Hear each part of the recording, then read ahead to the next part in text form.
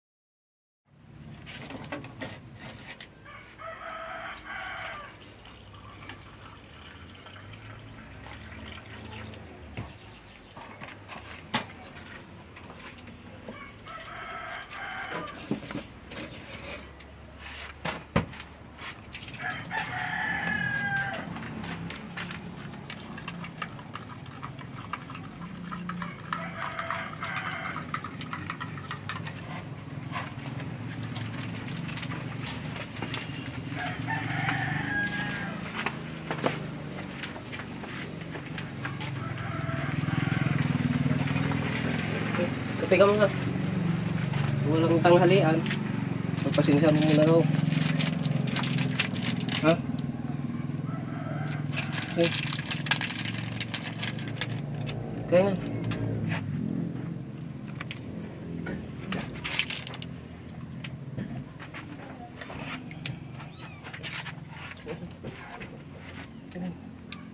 Gusto mo.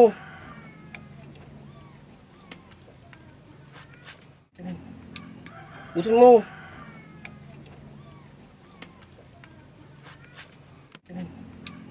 Gusto mo.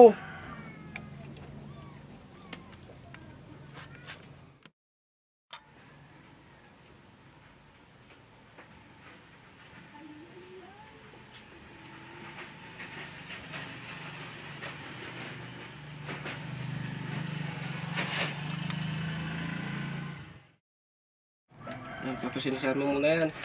Wala pa tayong may luto. Wala pa si Papa. Tsaga-tsaga muna.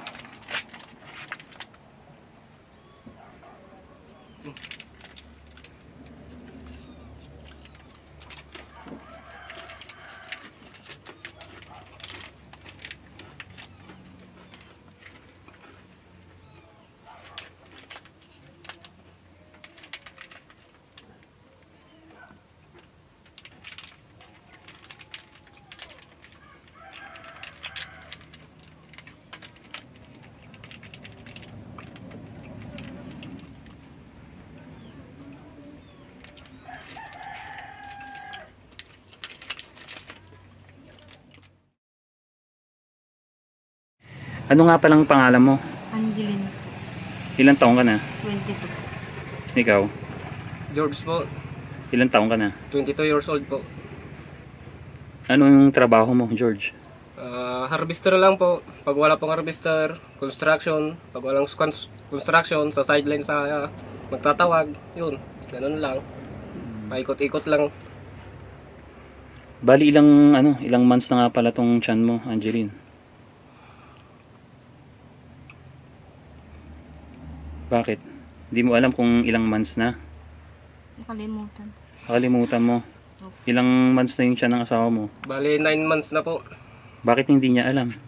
Hindi po alam. Kabuhanan niya po ngayon. Kabuhanan. So bali, bakit hindi mo alam? Nakapagpa-check up na ba kayo?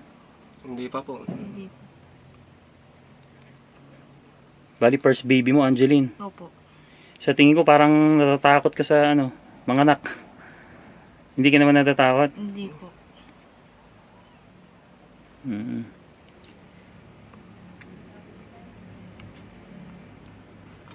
Matanong ko lang, Angeline, bakit hindi mo sigurado kung ilang months na yung tiyan mo? Nakalimutan. Kalimutan mo. Opo. Pero sa tingin ko parang ka pa, no? Medyo bata-bata pa talaga yung mo. Opo. Yung pag-iisip mo,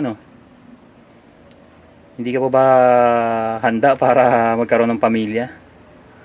Handa naman. Handa na. Opo. Pang ilan ka nga para sa magkakapatid? Pang-apat po. Nung time na nalaman mo na buntis ka, anong reaksyon ng mga magulang mo? Masaya po. Masaya? Opo. Okay. So ngayon ikaw wala kang trabaho, George? Wala po. Bakit? Wala pong kanyan eh. Hindi pa po tag-ano eh. Ilang buwan ka nang walang trabaho? 2 buwan na po. Paano kayo sa araw-araw? Paano kayo nakakakain? Sa mga magulang niya po, nakasuporta naman. So yung sa magulang lang, doon muna kayo maasa. Opo. Yung papa mo, anong trabaho? Doon po sa bahay namin, doon sa baryo, Anong trabaho? mangbubukid rin po. Bukid din. Opo. Nakikisaka. So hindi pa nakakapagpa-check up si Angeline. Hindi pa po.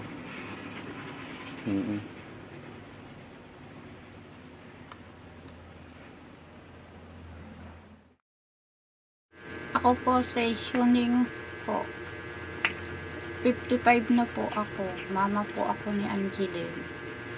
Kasi po si Angeline, parang isip bata pa po yan. First time na lang po na nagpamilya po ito.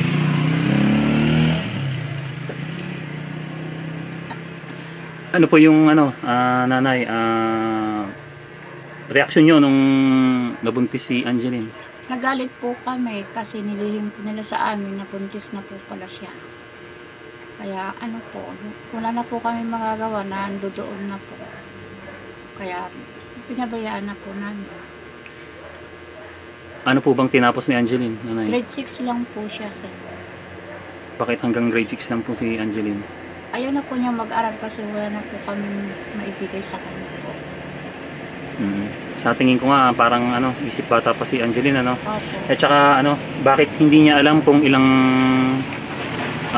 buwan na yung tiyan niya? Hindi po niya po kasi alam, sir, gawa ng first time lang po niya nagbuntis po. 9 months na po yung buntis niya po, sir. 9 months, so kabuanan niya ngayon. Opo.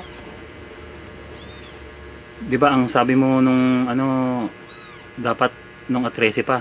Opo. Due date na po ng 13, hindi pa po siya nanganganak. Pero inong araw na ngayon? 17 na po ngayon, sir. Hindi pa po siya nanganganak. Madanagan po kami, sir. Natatakot. Opo. Bakit? Baka po masobra na po sa bulan yung anak niya po. Sobrang sa buwan. Eh ba't hindi niyo ipatingin sa doktor na pa-check up niyo uli? Wala naman po akong trabaho, sir. Pero dati anong trabaho niya, nanay? Naglalabada lang po ako, sir. Si tatay po anong trabaho? Contraction lang po, sir. Okay lang ba sa'yo kahit yung asawa niyo walang trabaho ngayon? Opo, sir. Tanggap naman po namin. Magkano pong sinasahod ni tatay sa araw-araw? 300 lang po, sir. 300 pesos. Opo. Paano niyo po napagkakasya yan, nanay? Minsan po, tumutulong po rin ako sa asawa ko po para makabili po kami ng pagkain namin po, sir.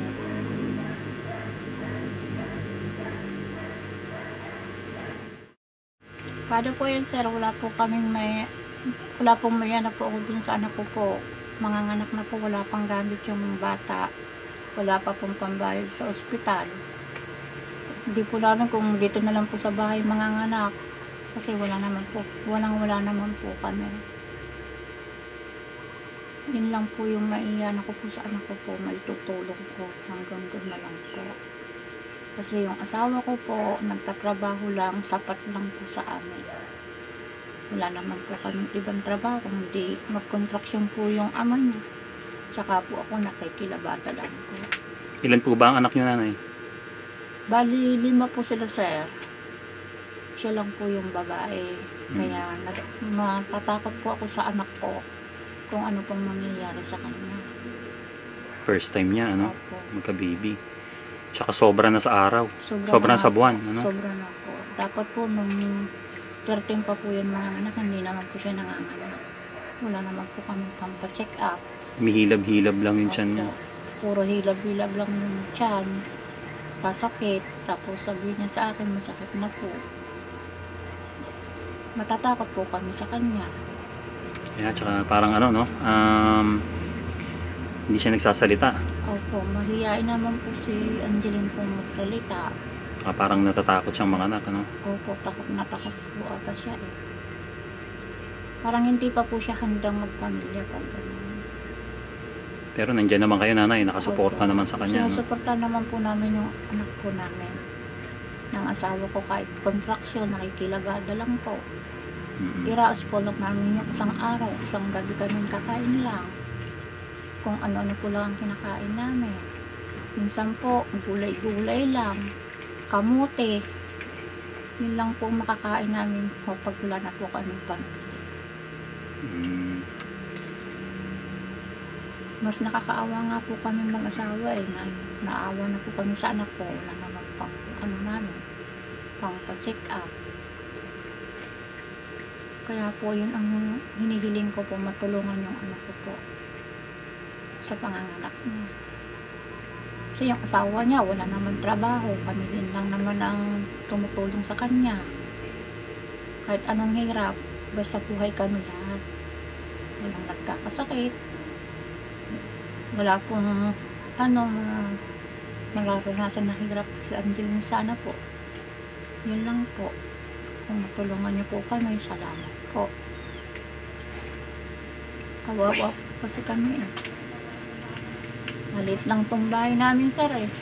Minsan pag umulan, bumagyo, pinapatakbo lang namin si Angeline sa kabila. Para hindi lang po siya yun lang po ang masasabi ko po sa anak niya. Yun po sana ang alalahanin po ni Angeline sa amin. Yun lang po, sir. Tulungan niyo na lang po yung anak ko.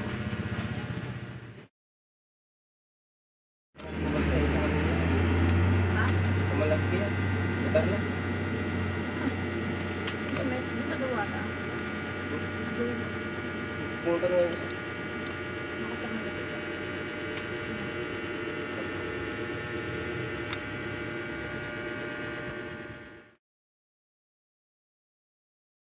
Alam nyo mga katoto, ang masakit tanggapin, ang mahirap tanggapin namatay ang nanay ko hindi dahil sa isang terminal na disease o illness.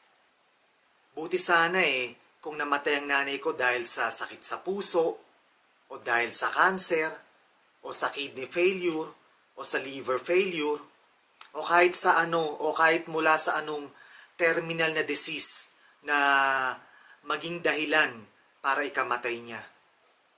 Kaso hindi Namatay ang nanay ko dahil sa kapabayaan. Namatay ang nanay ko dahil pinabayaan siya. Namatay ang nanay ko dahil sa bed sores na pinabayaan. At hindi lang bed sores, kundi dahil pati na rin sa mga sugat niya sa paa o sa mga paa na pinabayaan. So nakakakonsensya kasi hinayaan ko ang nanay ko. Pinabayaan ko siya. Nineglect ko siya. Hindi ako nag-pay attention sa kanya. Ang malaking pagkakamali ko mga katoto hinayaan kong mga ibang tao ang mag-alaga sa kanya. Na ako dapat ang personal na naging caregiver niya. Ako dapat ang personal na tumutok at nag-alaga sa kanya. Pero hindi Hindi nangyari yun. Kaya paulit-ulit kong sinasambit na yung guilt na nararamdaman ko dadalin ko habang buhay mga katoto. So yun nga nakakalungkot isipin na ang kinamatay ng nanay ko ay dahil sa kapabayaan, grave negligence. Pinabayaan siya. Pinabayaang lumaki at mabulok yung mga sugat niya sa puwet at sa mga paa. Yun ang masakit isipin. Yun ang mahirap tanggapin. Kagaya ng sinabi ko na, buti sana kung namatay ang nanay ko dahil sa isang terminal disease o illness. Kaso hindi Namatay siya dahil sa kapabayaan. Yun ang masakit tanggapin mga katoto. Ang isa pang nakakalungkot at kagimbal-gimbal isipin buhay pa ang nanay ko pero inuud na pala ang mga paa niya. Buhay pa ang nanay ko pero inuud na ang mga sugat niya sa mga paa niya. Ang wari ko may langaw o mga langaw na dumapo sa sugat o sa mga sugat sa mga paa ng nanay ko. Tapos nangitlog itong langaw o ang mga langaw na to. Kaya nagkaroon ng mga uod sa mga paa niya. Biruin mo buhay pa ang nanay ko pero inuud na ang mga paa niya. So nakakalungkot isipin at kagimbal-gimbal isipin mga katoto. At uulitin ko mga katoto, ako dapat ang nag-alaga sa kanya.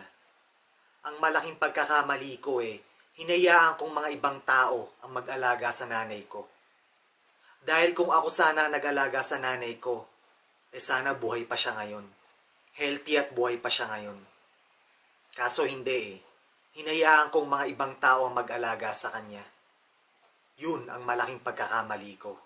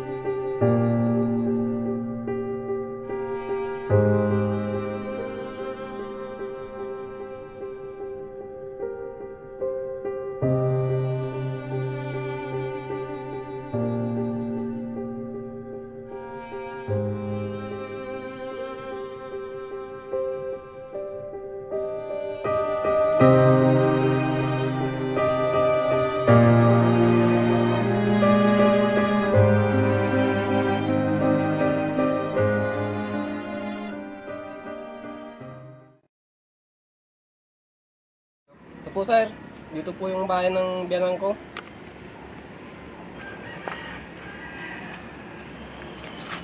Ito po. Pasensya na po sir, medyo madumi po dito. Hindi po makapaglinis yung asawa ko. At dito po yung kusina namin. Ito. Opo, ito po yung lutuan namin, kahoy. Pag po nagluluto, pag wala ito pong butane, pag wala pong may bili. Ito po, butane. Oh, may rep pala kayo. Sira po to sir. Sira. Opo, ginawa ko na lang pong lagayan namin ng kwan. Mga Nalagay ng mga ano, plato po. mga plato. Yan po. Tapos yung CR nyo ito. Yan po yung CR namin. Maliit lang po.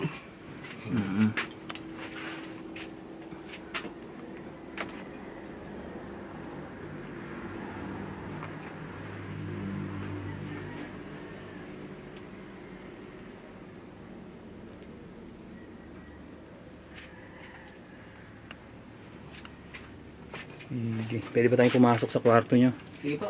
Tara po. Ari ko. Dito po yung loob ng bahay namin sir. Ito. Opo. Sige. Dito po. Pasensya na po sir. Medyo makalat. Okay lang, okay lang. Anong problema? Dito po yung kwarto ng... Dito naman po yung isang kwarto. Kwarto ng biyanan ko po. Dito po. Pasok ako ha. Tingnan Opo. natin. Yung nanay ni Angeline, tsaka yung papa niya. Opo. Okay. So, walang ilaw doon. Wala po. Tapos...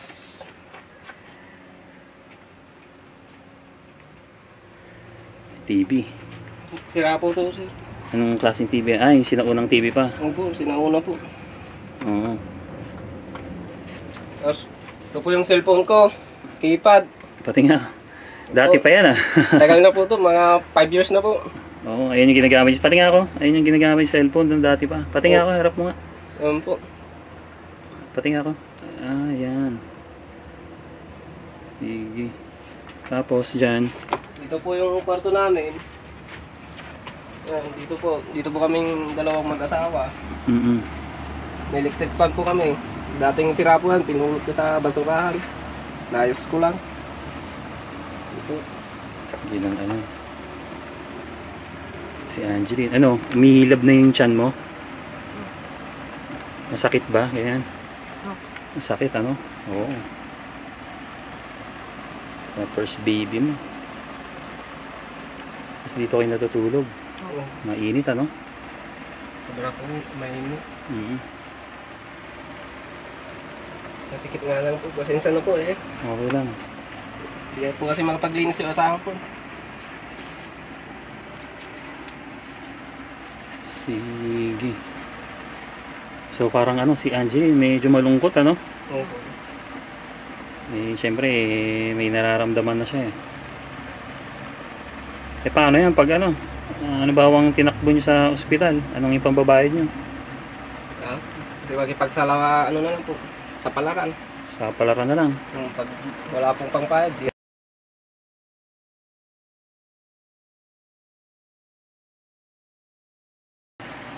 apply pa po eh.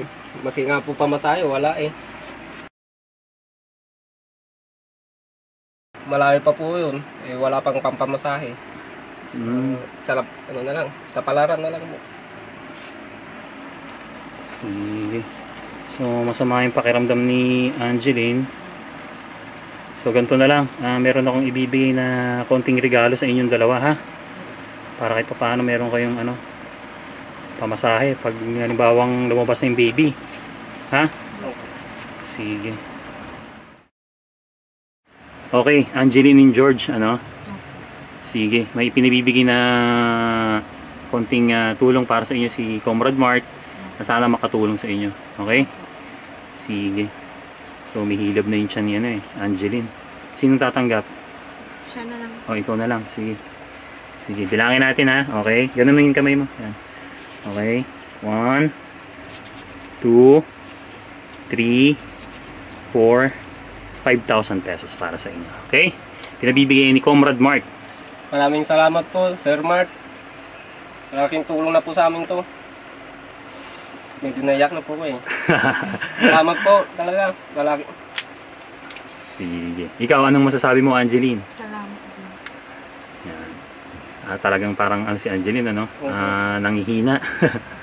Kaya mo yan, ano, Angeline, ha? Opo. Yung, ano, basta wag mong isiping mahirap na sa panganak. Opo. 'Di ba? Siyempre, ginawa mo naman yan, eh. Sige. Okay. Thank you so much din, ha? At sana manganak ka ng, ano, normal, ha? Opo. Mahirap kasi pag CS, alam nyo na, di ba? Opo. Hindi lang 10,000 ang aabutin nun pag CS. Aabutin pa kayo ng 15,000. Sana kayanin mo, okay? Opo. Sige, sige. So, salamat sa inyo sa pag-entertain sa amin, ha? Salamat po sir. Sige, sige. Maraming Okay. salamat po ulit Sir Mark. Salamat. Ayan. Sige. Ito pa nga pala, ano, Angeline and George, ha? Lalo na't ngayon ay nasa kalagayan kayo ng mahirap talaga. Opo. At si Angeline parang kinakabahan sa first baby nyo. Na sana makaraos si Angeline sa oras ng panganak niya. Kaya ito, Angeline, may bibigay ako sa'yo. Tanggapin mo to.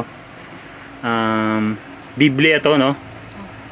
Makakatulong sa ito sa panganak mo, ha? Tanggapin mo. Alam mo, kahit anong hirap man ang pinagdadaanan natin sa buhay, ngayon may problema kayo, huwag niyong kalimutang magdasal, ha? Ang mas makakatulong sa atin is yung nasa itaas. Opo. Okay? Na kapag nasa oras ka ng kagipitan, Angeline, try mong tumawag sa kanya. Pagbibigyan ka niya. Okay? Opo. So, God bless sa inyong dalawa. God bless. Sana makaraos ka. Okay? Thank you so much.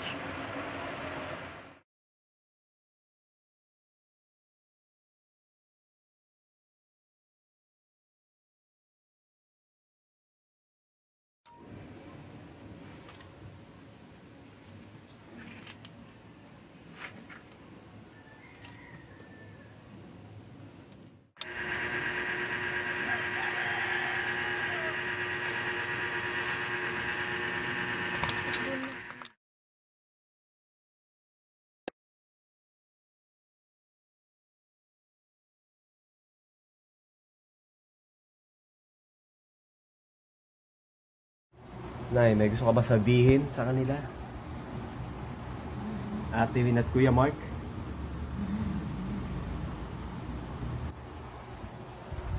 Yan, si nanay, oh. Kahit papano, nagkakalaman na si nanay. Nung nakaraan kay Ate Ana, no? Sobrang nangayat ka, eh.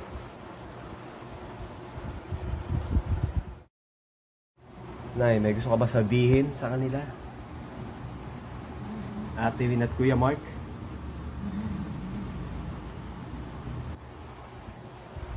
Yan, si nanay, oh. Kahit papano, nagkakalaman na si nanay. Nung nakaraan kay Ate Ana, no? Sobrang nangayat ka, eh.